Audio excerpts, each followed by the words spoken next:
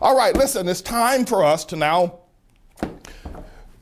start our teaching, or at least our explanation on the Long-Legged Mack Daddy. We're 40 days now before November 4th and the great contest we held here in America, determining who shall be the leader of our nation. Back in February of this year, I uttered some statements after much prayer. Careful consideration, I prayed all night long regarding the message that I would be delivering the following Saturday morning at the Ottawa World Missionary Church from the pulpit of power. And as soon as the doors of the church were open and I was afforded the opportunity and the appropriate preaching time and hour, I stepped to the pulpit and I began to explain several things. I began to explain some of the backlash that I had had because of my not supporting Barack Obama. And this was early on in February of this year. I went on to explain several things about him, and I finally ended up calling him a long-legged Mack Daddy. A number of people have been curious as to what that term means. Well, first of all, it is referring to the art of being a pimp, a man who puts a woman out to sell her greatest virtue and bring the money to him. He is her manager, he is her talent agent, he is her counselor and confidant. Yet her responsibility is to sell the greatest virtue that any woman can ever have. She sells it for cash. It is the pimp who puts the woman up to this and explains to her how to do it and how to do it in a professional way.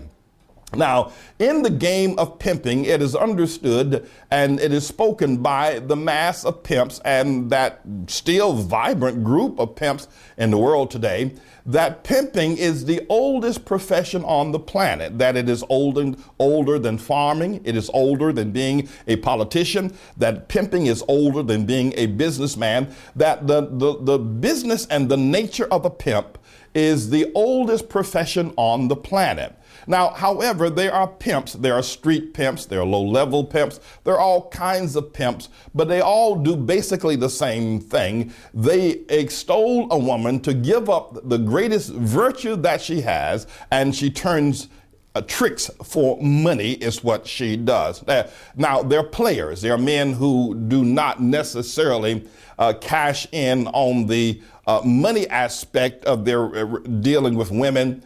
And they call themselves players because they rob women of their virtue, and then they brag about how they've robbed them, and they turn these women over to other men that virtue might also be enjoyed or stolen from the woman. These men call themselves players. They are within the same category. However, players usually don't collect cash in hand. However, they have been known to ask their subjects for money for this or for that or for car payments. And sometimes the player will live in the house of one of his persons that he is using, one of his tricks that he is using, or one of the women that he is using, a player will. So you have the pimp, you have the player, and they both operate within the same mindset. Now, a Mack is one who has successfully been a pimp, been a street pimp, been a street hustler, and has risen through the ranks and has built a strong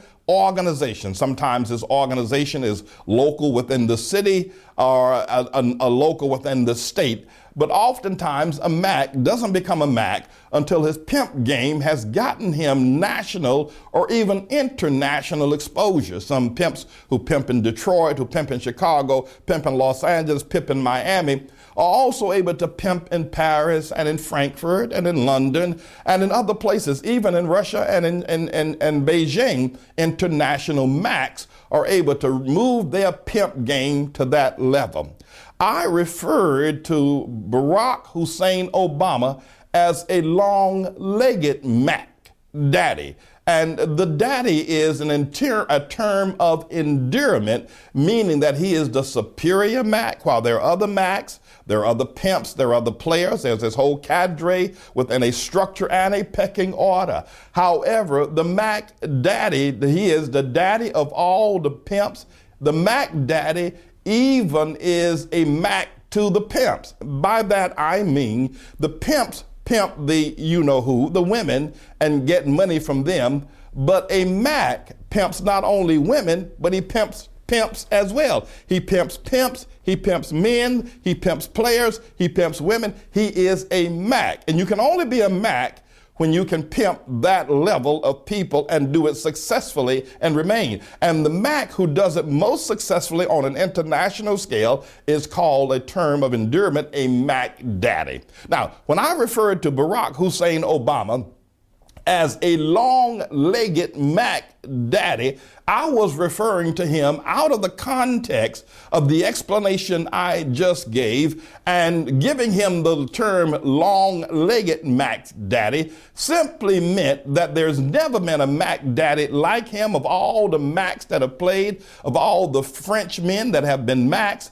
of all the English men that have been Macs, of all the black men that have been Macs and Mac Daddies and players and pimps, Obama is the long-legged one. That means he is the most successful one. There has never been one of his caliber, and he probably will remain the longest-legged Mac Daddy. Sometimes in the news business, journalism, and media types, we'll look at a story, and if it's an interesting story, it may interest people for a day or for a day or two. But the way they say that that story continues to live is they say that it has legs. That means it's able to travel, it's able to keep moving and remain interesting. Obama, Barack Hussein Obama, is a long-legged Mac Daddy, and there's never been one like him. Now, there's yet another explanation I'd like to give, if you will allow me to continue to speak for just a few moments today, and that is the explanation I've given regarding Barack Hussein Obama, the long-legged Mac Daddy, as I've spoken about his mother.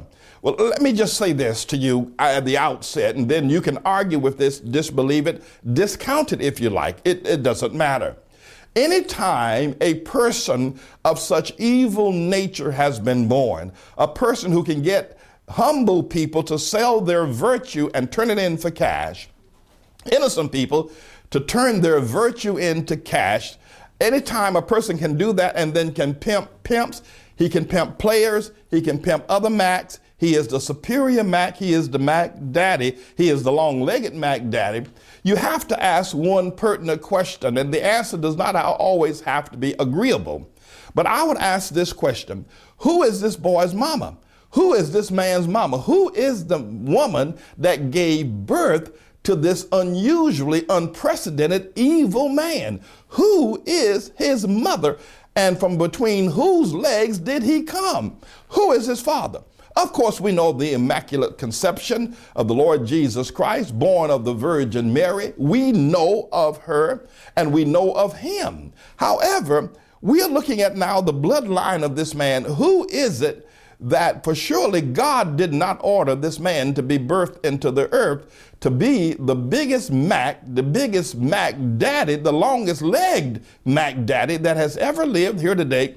And when you consider that being a Mac or being a pimp is the world's oldest profession, it's older than preaching, it's older than politicians. And then when you consider of all the pimps and all the Macs that have lived throughout the ages of since time has been, Barack Hussein Obama is a long-legged Mac Daddy. He is the biggest one, the most successful one that ever lived. Who gave birth to him? This could not have been a noble woman. Now, you do not have to agree with that. You can discount it. However, I will say this, that she has given birth to a world-class, international, long-legged Mac Daddy is what she has given. Obama's father was a pathetic, alcoholic, con man, Mac Daddy loser. Obama gets his Mac in spirit from his father. Obama's father, it is reported, or at least the records are clear, that he fathered 8 children by 3 different women. And even after he married Obama's mother, or at least alleged to have married Obama's mother, he later went back to Kenya and took up with Reba, his first wife, who he was married to before he got married, or before he traveled here to the U.S., and continued to make babies by her. He picked up another woman within the villages in the area of the nation of Kenya. He made her pregnant, and any woman that would lay down with him, he made pregnant. So this business of macking and running from women to women But Obama got that honestly from his father.